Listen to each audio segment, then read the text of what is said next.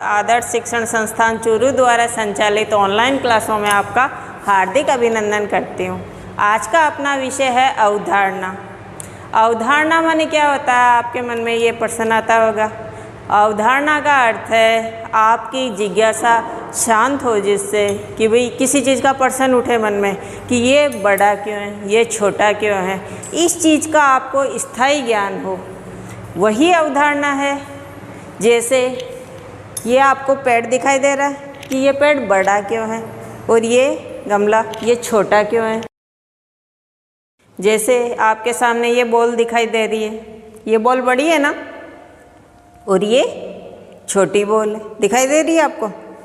तो ये बड़ी बॉल है और ये छोटी बॉल है, छोटे बड़े का फ़र्क आपको दिखाई दे रहा है ना।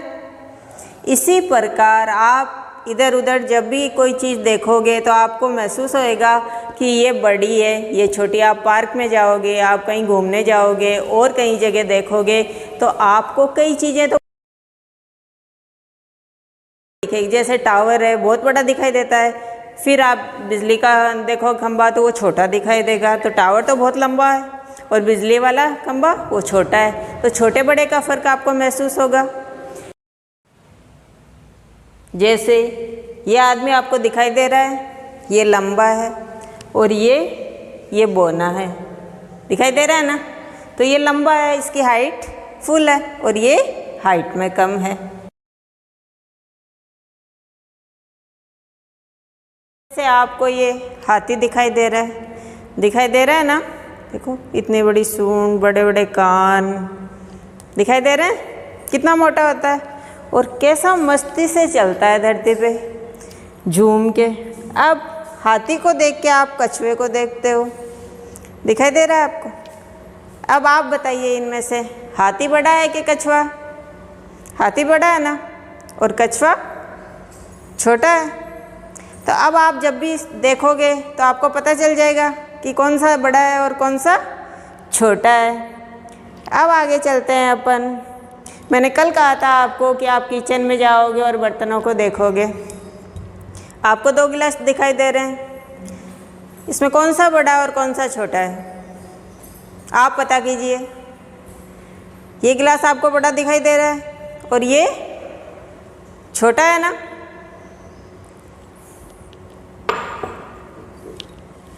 अब अपन लेते हैं 2 बोतल, एक छोटी और एक बड़ी बोतल। अब साइज में फ़र्क लग रहा है आपको। अब भेद पता चलता है ना कि कौन सा छोटा है और कौन सा बड़ा है। कौन सा है इसमें से बड़ा? ये वाली छोटी, ये बोतल। इसी प्रकार आप और भी कई चीज़ें देख सकते हो। जैसे अपन ने 2 डिब्बी ली, अब इनको अपन पास में करेंगे, दिखाई दे रही है छोटी डिब्बी बड़ी डिब्बी। अब दोनों को पास में रखेंगे, महसूस हो रही है ना आपको कि बड़ा क्या है छोटा क्या है, दिखाई दे रही है। इसी प्रकार अपन और भी कई चीज़ें लेते हैं। जैसे 2 प्लेट लो,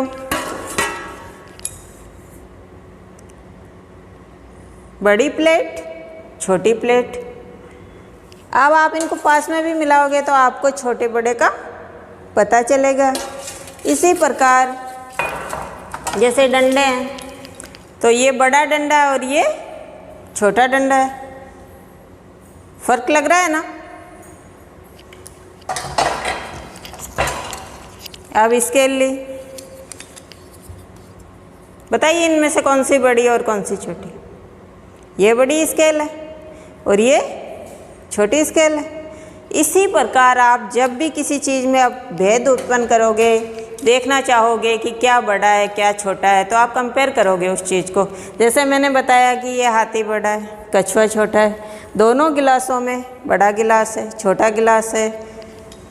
डिब्बी में आप देखोगे कौन सी डिब्बियाँ बड़ी है कौन सी छोटी है बोतल में। तो आप भी घर के अंदर घूमना और देखना, फिर आप कहीं बाहर भी जाओ तो देखना और आप अपनी मम्मा को बताना कि ये चीज़ छोटी और ये बड़ी है। इससे आपका ज्ञान बढ़ेगा। आप और भी कई चीज़ें देखना और उन चीज़ों का जो आपके मन में प्रश्न उठता है उस चीज़ को आप उत्तर ढूंढने की कोशिश करना, अपने मम्मा को पूछना, आचार्य दीदी को पूछना और आप अपने ज्ञान को और बढ़ाना। नमस्कार।